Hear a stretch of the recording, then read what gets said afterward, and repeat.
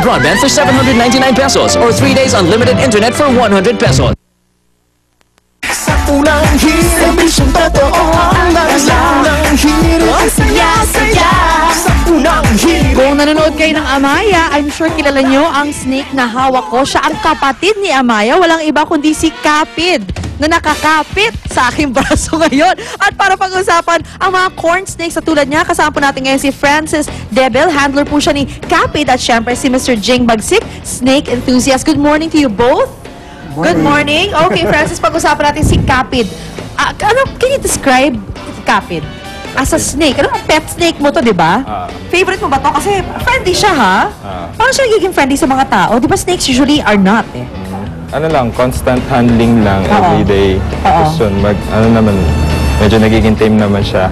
So, kumbaga, ginawa mo siyang sociable by face mo siya lagi sa mga tao, hinahawakan siya lagi, ganon. Okay. So, ano ba yung mga diet na pwede sa, well, kay Kapid? Anong kinakain niya usually? Usually, white mice, adult white mice. Sa size siyang yan. So white mice lang pala. Okay, mabilis na pala itong alagaan kasi lahat naman tayo may mice sa bahay. Okay, so, ilang taon na itong si Kapid? Bale, 4 years old na rin siya.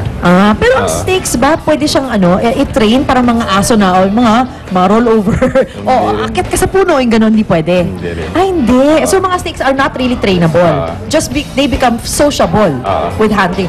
Okay. Sige, maraming salamat, Francis. Okay. Lipat naman tayo kay Jing. Jing, ano ba ang corn snake? Ang corn snake kasi, type siya ng colobreeds. Meaning is typical snake, mice lang ang kinakain niya at saka mga small preys. Okay, pero hindi siya lumalaki ng mahaba-haba at mataba. I mean, python, ang laki kasi. Python. Ito hindi. Colobreeds ang tawag doon sa ganon. Okay. So, iba talaga. Kumbaga, ibang pamilya to. Okay. So, like, gaano kahaba pwede siya? Maximum? Maximum 6 feet. 6 feet? Pero depende rin sa... Ang female lang ang lumalaki. Ay, lalaki, hindi Yung malaki lalaki talaga. hanggang 4 feet. Minsan 4.5. Okay, ano naman lifespan nito? Lifespan is, ang captive kasi, 16 to 20 years. Uy, mahaba pala buhay nila. Okay. Tapos, sa wild, 6 to 8 years lang kadalasan. Mas maiksi. Kasi, syempre, hindi naman nila nakakain lahat ng... Gusto nilang kainin mga gusto kainin. Tapos yung mga color nila masyadong makulay, ano rin sa mga predator. Mabilis silang mahanap. Sa mga, mga owl, mga eagle. Totoo. Okay, so, pwede ba to sa mga bata para alagaan nila? Yes? No? Pwede, pero syempre, with supervision ng mga magulang, syempre. Okay, Pwede last. Magkano ang mga ito? Kung gusto kong bumili, kung gusto kong bilhin si Kapid.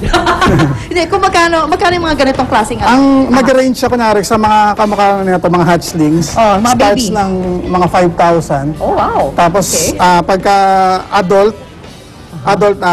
start ng 12,000, minsan meron 20,000. Uy, 20,000. Depende siguro kung gaano kaganda yung kanilang balat, tsaka sa morph. Kasi may mga morphs sila eh. Ibang mga morph yan eh. Alright. Sige, maraming salamat, Jing. At syempre, Francis, thank you very much for bringing Kapid here. Ayan ang nakakapit sa akin. Ang cute-cute ni Kapid, pero masyado siyang enthusiastic at ang galaw-galaw niya. Pero like Jing said, pwede kayo mag-alaga. Basta may patnubay ng inyong mga magulang. Alright, mga kapuso, at dadaling ko na po si Kapid sa studio. Ando doon si Marian. Pabalik po agad ang unang hirit. Asa na kapatid mo? Ang saya-saya sa unang hirit. Unang hirit. Unang hirit. Magugulat ka. Unang hirit. Unang-una ka. Balitang dapat na malaman. Impormasyong may pakinabang.